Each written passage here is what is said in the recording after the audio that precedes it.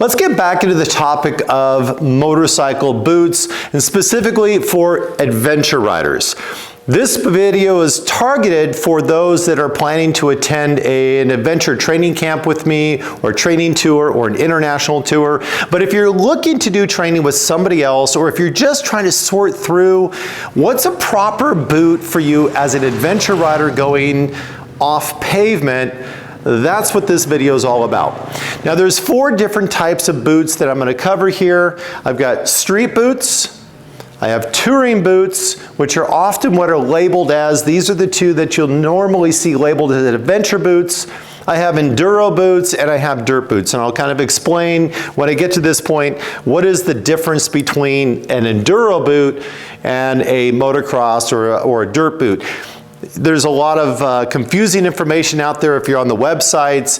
A great example is looking at the CD. If you look at a CD Adventure 2, if you go to the CD website, it will list it as a road boot and a touring boot, and it will talk about the technology they bring from their road racing, not from their off-road racing. If you go to the TourTech website instead of the CD website, then what you'll find is that they're going to talk about how great that boot is off-road. For me, I'm going to go to the manufacturer. That's where I'm going to spend my time. The same is true if you talk about Formas, and I'll get into the Forma Adventure if you're a strong believer in that, and they are the most passionate boot owners I've ever met. I'll explain why that boot really doesn't belong in the dirt. This channel is 100% supported by Patreon supporters and from people like you watching the video and leaving a thank you donation to the channel. Thank you very much for keeping the channel alive, and let's dive into this. Talking to Brian Price from atomicmoto.com, he really talks about there are 4 different zones to look at on a boot. And that's the midsole. If we think about the midsole, that's the support and the bend in the boot. How much toe protection you have, ankle protection, and then he talks about side to side. I refer to it as torsional protection. That's generally the height of the boot and how much it moves.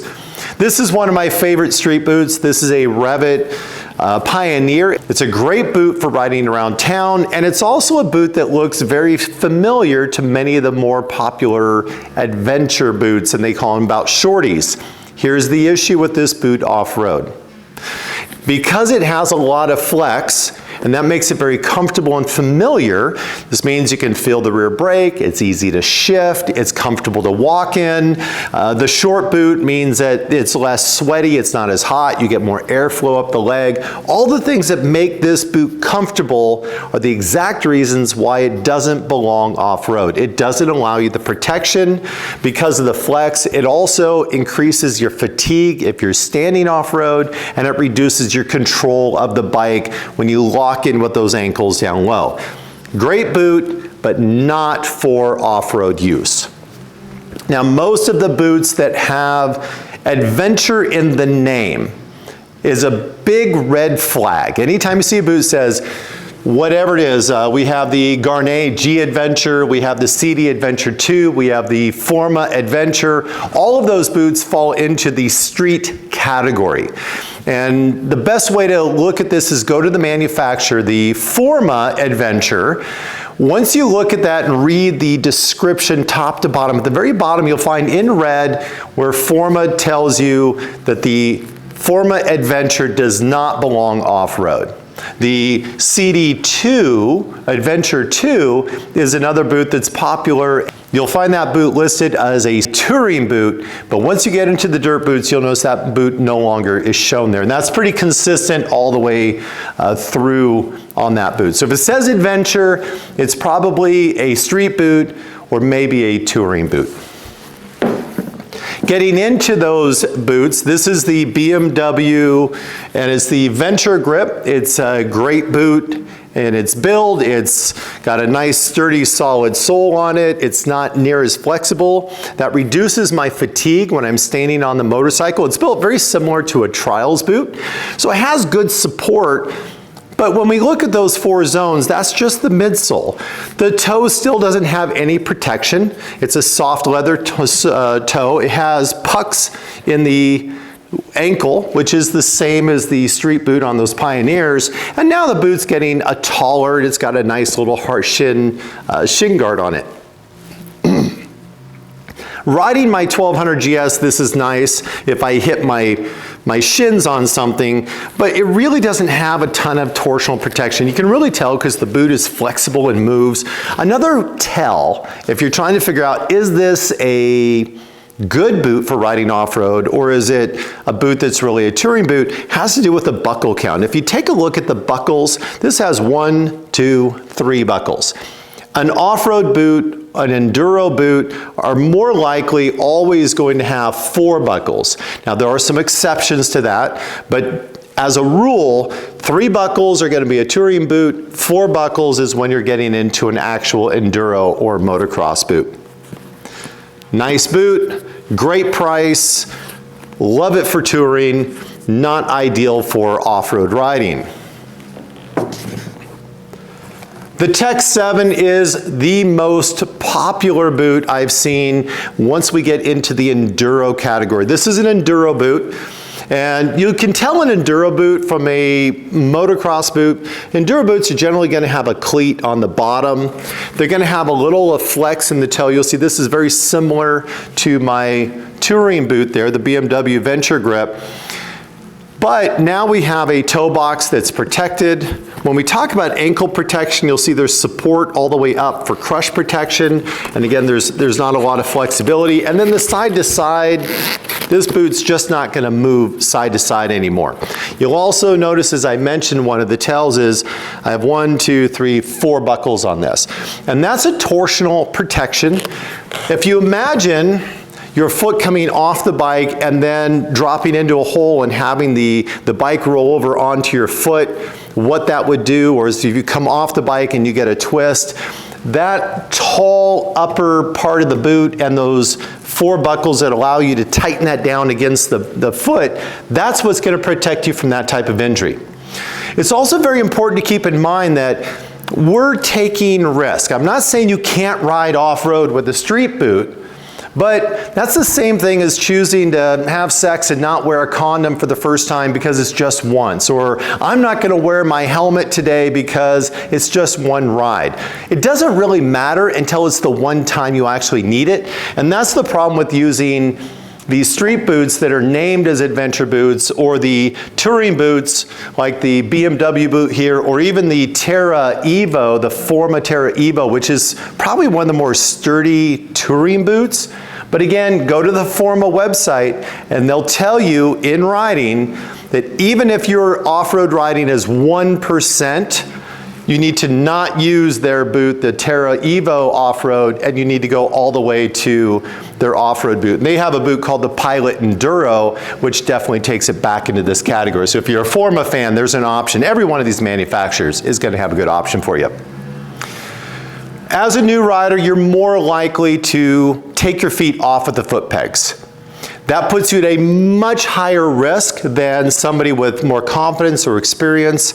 And when your feet come down, you lose control of the motorcycle and you increase your chance of injury. And that means you're going to be caught underneath the bike, more likely, crushed by the foot pegs, caught up into the luggage. Riders who stay on the foot pegs are already halfway off the motorcycle. If that motorcycle falls down, or if you crash, which I don't recommend, if you crash, you're already clear, so as the bike goes down, you end up clear of the motorcycle.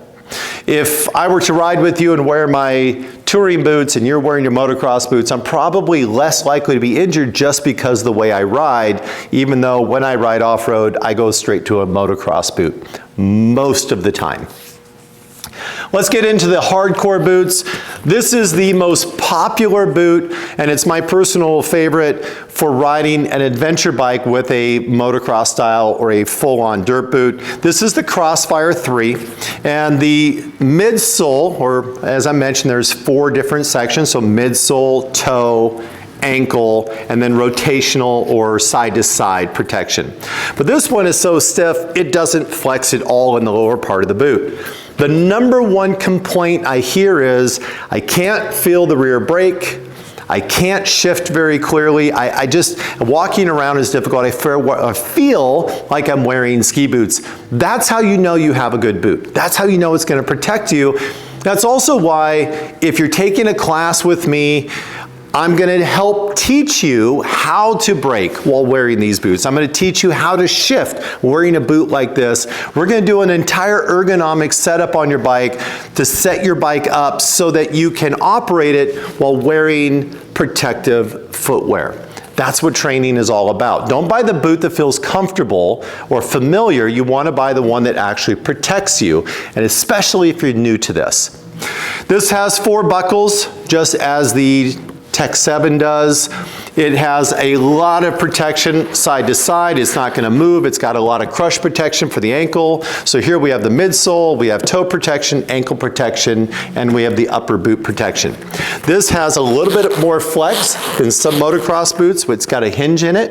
And it's a fairly thin toe box up here. It's wide for the foot, but the height is low, which is the reason that the CD Crossfire is still, from what I've witnessed, the #1 boot for a motocross style boot on adventure bikes. It's actually very, very comfortable and my personal favorite. Riding a bike is all about assessing those risks and the outcomes of it. If you're coming to me for training, I really don't care what helmet you wear. As long as you have a full face helmet, I'm happy. So if you land on your face, you're in good shape. If you've got some padding, chances are, at least when you train with me, crashing is a very, very, very rare occurrence, but tipping over is common. And most of the foot injuries aren't going to come from going high-speed crashes. This is when people stop and they put their feet down and the bike falls over because they didn't read the ground properly. It's where you get nervous and drop the feet because you're learning, and that's just going to happen, that you get caught up and then you have injuries. So for me, the helmet, it's not a big deal. If you have some padding, I'm happy. If you're wearing gloves, I'm happy. But I really can't stress enough the importance of having a really good boot. Now, one of the questions that was asked to me before I started doing this is, what is the difference between the Enduro boot or the motocross boot? And to be honest, it's a pretty fine line on how that goes. The Tkacs 7 is a dirt boot and an Enduro boot depending on what part of the website you're reading. But for me, what I look at is the Enduro boots, the big difference between this and the full-on motocross boot is just the flex here. It allows a little more flex, so if you get off your bike and you have to push the bike or climb, it's going to have some cleating, some grip here, and it's going to have some flex. The rest of the boot should be the same. Where the CDs or the other motocross style boots are going to be very flat, they're probably not going to have a lot of grip, and they're not going to have any flex in the bottom of the boot. It's not just about protection. It's also about confidence and control. When you have a stiff boot, it allows you to sit on those foot pegs and reduce your fatigue. When you're standing on the bike, you don't have to get those massive foot pegs that look like you have a frame of an airplane wing down there so that your feet don't get tired when they're flexing around. Because you have a lot of support in the boot, you can stay on those smaller pegs. It allows you more mobility. But that also means you can lock in on that bike and you have more surface area in contact with the bike that gives you control. That reduced fatigue, that better control gives you better confidence. The more confidence you have, the less likely you are to make mistakes.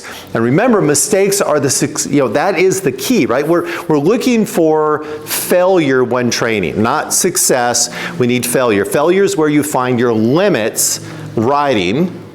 Once we find those limits, then we know how to modify our skills and to stay within those limits when it really matters, when we're out traveling, touring, doing the backcountry routes, or doing some international tour. And that's really important to understand. But this is confidence, control. Again, crashing should not be part of the learning process, but tipping over, falling is. Those are the fail points I'm talking about so that we can get to a higher level of success. Tech 7 Enduro, the Fastback Enduro, Pilot Enduro, the Expedition. These are all examples of Enduro boots that are on the market. Turns out the name makes a difference. If you have adventure listed in the name, it's probably a street boot. The touring boots are like the Corzols, the Dakar, the Adventure 2, the Terra Evo, the Venture Grip, and the Discovery. These are all Alpenstars, BMWs, Formas, Rabbits. These are all the different brands here. You'll notice they have a different name, so it really does make a difference. Pay attention to that. So again, watch for the midsole, the toe protection, ankle, and side-to-side or torsional protection, as Brian Price had talked to me. By the way, Brian Price with atomicmoto.com, really good guy, a major boot guru kind of a guy. So if you're shopping for a boot, he's a great guy to call up and go, hey, what should I have? He does not sponsor the show. There's no, I don't have any free equipment or anything with it. Just had a great conversation with him to learn some other bits and pieces. Things like, the average dirt boot has 150 to 200 pieces to build that boot. It's one of the reasons why you're spending the money. The Crossfire is over 250 pieces to make that boot. It's a very complex boot.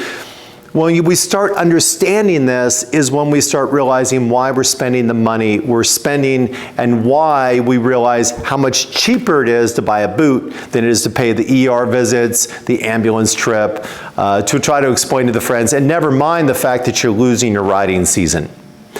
Thanks for watching the channel. Hopefully this helps a lot with you selecting a boot. I'm not endorsing any specific boot or brand. These are just the ones I personally wear, and I've worn other brands and types and will continue to in the future. The idea is to find the boot that works best for you, keeping in mind what is the actual mission of the boot. Is it comfort and riding on the street? Is it comfort and touring with a little more protection? Or are you going off-road and you really need off-road protection? Thanks guys, thanks for watching the channel. And those of you again on Patreon, this channel is not possible without you. Thank you for keeping this channel alive. Later guys.